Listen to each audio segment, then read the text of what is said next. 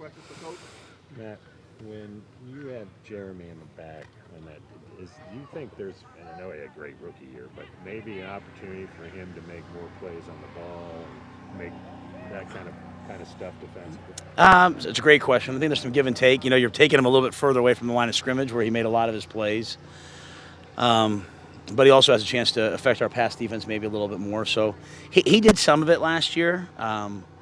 I think between Jason Simmons and Snow, they'll be creative enough to utilize his skill set. But we're going to play him there for a while and see if it's natural to him. Like, the only negative of the spring was we didn't get a chance to do it with him. But we'll put him back there and see if he's the best fit. But I think right now, we feel good about at least the plan of, hey, try him back there. Let him affect our pass defense a little bit more, then move him up by call or by game plan. With AJ's suspension, I know that's like a while away, the first 2 games of the year, but how do you kind of prepare that position any differently? Does it impact that at all? Do you think about that when who's playing first team, second team?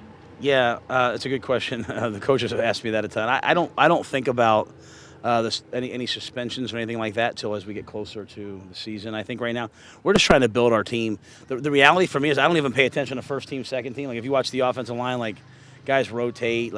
To me, it's about getting guys on tape. And if all you ever do is play with the first team offense against the first team defense, and the next guy plays on the second team offense versus the second team defense, you never have a chance to see different guys versus different people. Take a 2 and put them with the 1s and let them go against the better player. So we're always trying to move guys around, rotate guys around, especially early in training camp. So I think as we get closer to the season, we get through the preseason games, we'll start to really hone in on, okay, here's who's available for that first game. But right now, we're trying to build a team for the entire season. And anything that matters with Taylor on the left side or Trent when he was on the right side? Not really. I think those things, and Trent's played left and right, so that's not really a concern.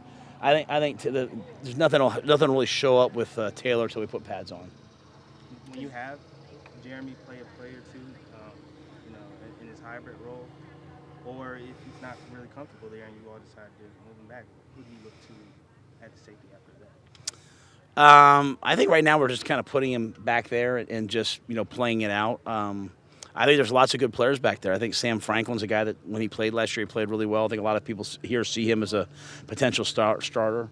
Miles Hartsfield, guys see as a potential starter. So I think there's good competition amongst that group. And, 17 games, I think we all realize guys are going to get banged up. So we're just trying to train everyone to be a starter, not, hey, coach these guys differently than these guys. So Sam, Miles, I think those are the guys we would rely on if we had an open spot. I know he was in red when you were in minicamp, but what have you seen the first couple of days with Marshall out there? Terrace, he's made some big catches. They're trying to. I think they've done a nice job of identifying a role for him and saying, hey, just concentrate on this right now.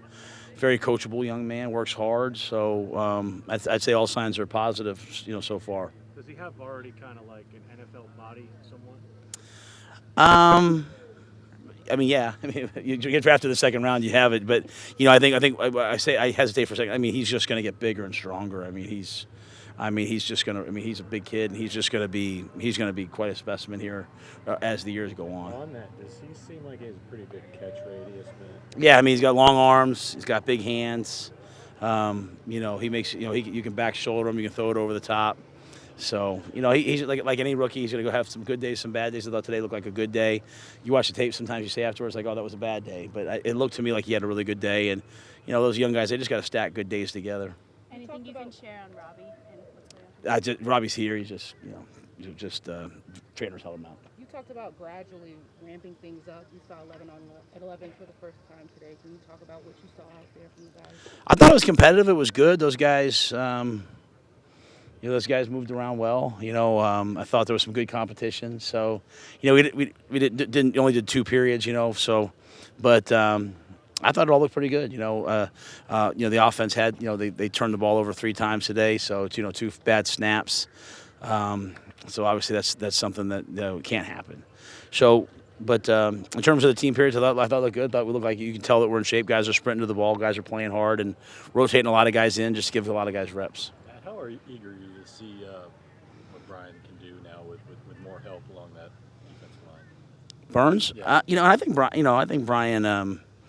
I think the key for him is just for him, not to worry about anybody else, but for him to just really, really improve his skill set. Add power rush to what he does, not just be a speed rusher, but also a power rusher, which he did at times last year.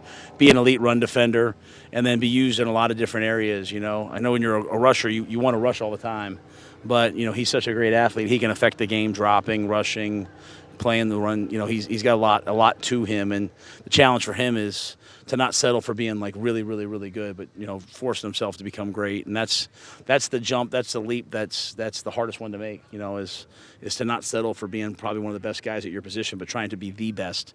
And that's what this training camp's for him. I know it's easy to do in the 11 on 11, but how do you go about simulating the risk management part of Sam's game outside of those periods? I think it's the same for every quarterback. Just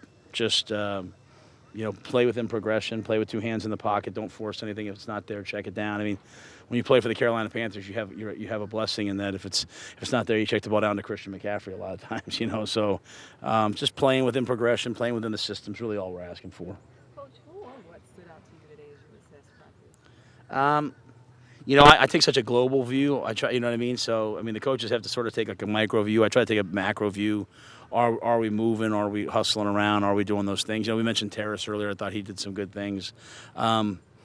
But just really, I'm always paying attention more to like the ethos, of who we are that day, and do we have a good work ethic? Are we paying attention? Are we focused? And I thought we had all those things. Coach, I'm curious because this year's rookie class had a full off season. In what areas and what aspect can you sort of quantify like how it's really helped this rookie class to have that opportunity in the offseason coming into training camp versus last year? It's night and day. Night and day. Those guys are so much further ahead than they would have been. At the same time, we're a different roster than we were last year. The guys that came in last year, here you're starting, here you're starting. You're probably not ready yet, but you're starting. So those guys were running with the ones, and they had to learn on the fly. Some of these guys that are really good players are going with the twos and the threes because we have a little bit more depth than we did this time. When we drafted those guys last year. So it's a little give and take there, but I'd say being in the off season really helped us and helped those guys. Sort of like being able ready to sort of get on the field and ready to play sort of right off the bat. Is that an example? Yeah. Well, I think just knowing what to do, and so when they get out here, they're not starting at level one. We talk about the 4 levels of mastery. They're at least at level 2, where they know what they don't know and they're working at it. Coach, now a few days in, what have you seen from Sam in terms of his growing comfort level within the offense and just within this group of guys? It's just install 2. The good thing is a lot of the things that he's doing out here today we did in the spring. So I think you see a guy that knows the progressions, he knows the protections. I think he's just more comfortable. You look at some of the great quarterbacks, and I'll say this over and over again, like they've been in the same system for like 8. Recipe for drafting a quarterback and having him be successful is keeping him in the same system with the same coordinator and the same protection calls.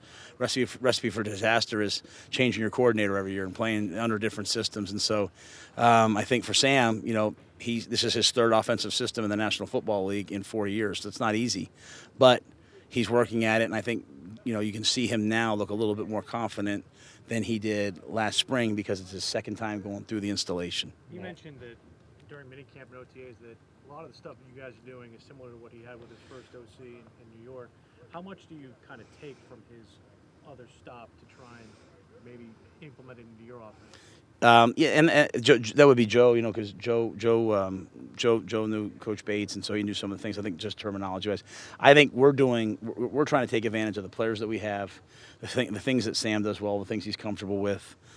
We've certainly gone back and watched tape. This summer we went back and watched USC tape, just trying to find the things that he does well and what fits into our system. But at the end of the day, we have what we want to do. We don't want to change from year to year. We want to be, I want once guys learn our terminology and our words that, it stays with them and they can really grow in it. So, a little bit, but not too much. I think for the most part, it's just sort of like, hey, Sam, this is how we do it here, and let's go from here. That is the plan to kind of ease JC in. No, he's out there competing right away. He's out there going. Seen him a lot, kind of where you start 24 and 26 in a drill and then get JC in after that. Yeah, we'll just compete that out, and then we'll have a nickel package that goes in tomorrow that'll play a lot more DBs, but I'm only going to react to what I see on tape, and we ended the spring one way, so we started the fall one way, and guys will have every chance to beat each other out. earn their role. But to me, the first